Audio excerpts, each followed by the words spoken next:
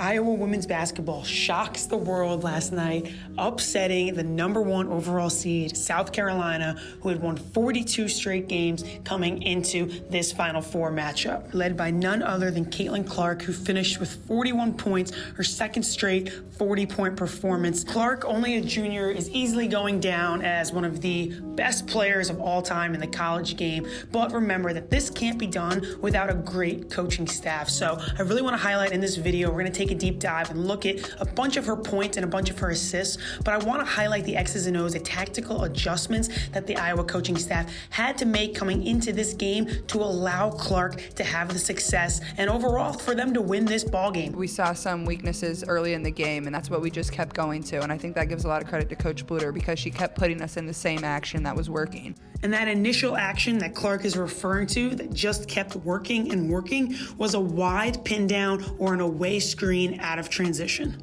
Seeing in this first clip of the wide pin down, Cardoza is way off in the paint, allowing Clark to come off of this screen with no help, and that's way too easy. Catch and shoot three for Caitlin Clark, who's gonna knock that down almost half the time. On the very next clip, Cardoza's a little bit higher, and now the paint is open. So again, South Carolina's picking their poison, where they had a shot blocker in the paint. On the first possession, they allowed a three to be given up. Now Cardoza's closer to Clark, closer to her man, that's the screener, and now the paint is wide open, and Clark gets an easy two.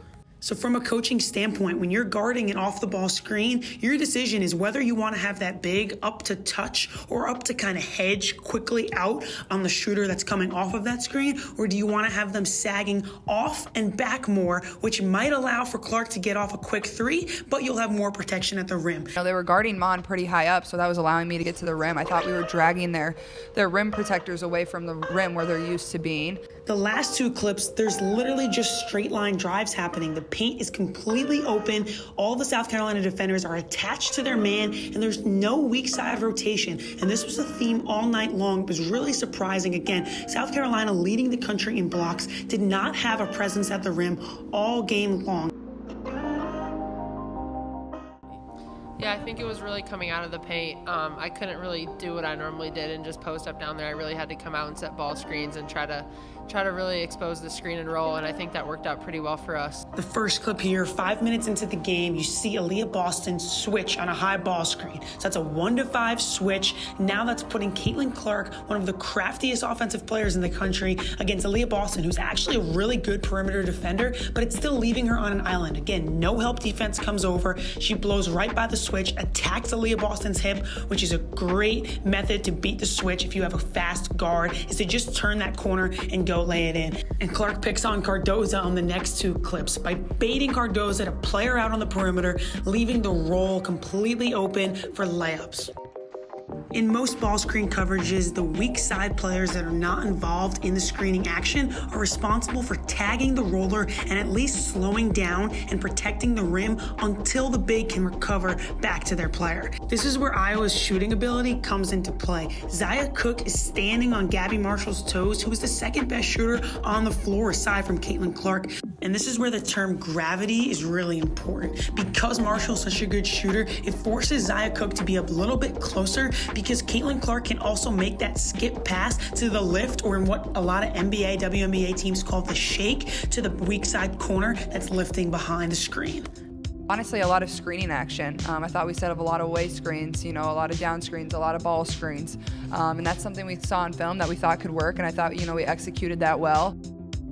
There's always the case of being the Monday morning quarterback, and watching the game is a lot easier than making adjustments in real time. South Carolina has been the best defensive team all season long, and I have no idea what their actual game plan was going in. For all we know, South Carolina's plan could have been to allow Iowa to shoot twos at the rim and take away the three-point line at all costs, with the hopes that putting immense ball pressure on Caitlin Clark with length would prevent her from being able to see those passes to the rollers.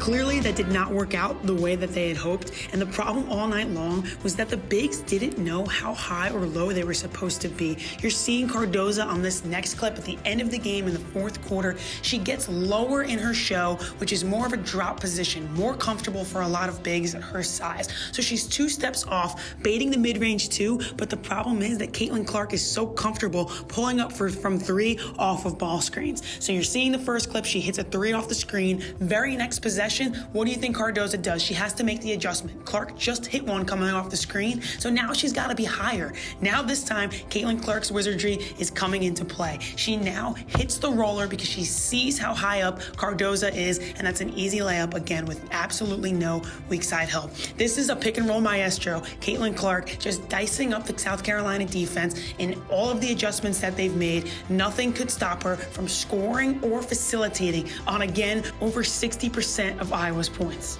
I'll wrap up the video by reiterating the fact that the Iowa coaching staff did a wonderful job putting Caitlin Clark and the rest of her teammates in a position to be successful. I had to add in those last 2 clips where you're just seeing Caitlin Clark having fun, hooping, and making some ridiculous shots that only players who have repped out thousands of times have the confidence to take. So with that being said, I hope you guys did enjoy this video. Give it a thumbs up, drop a comment below. Who do you guys got for the championship game? I'm done betting against Iowa. They've got it. They're going to be our 2023 national champs.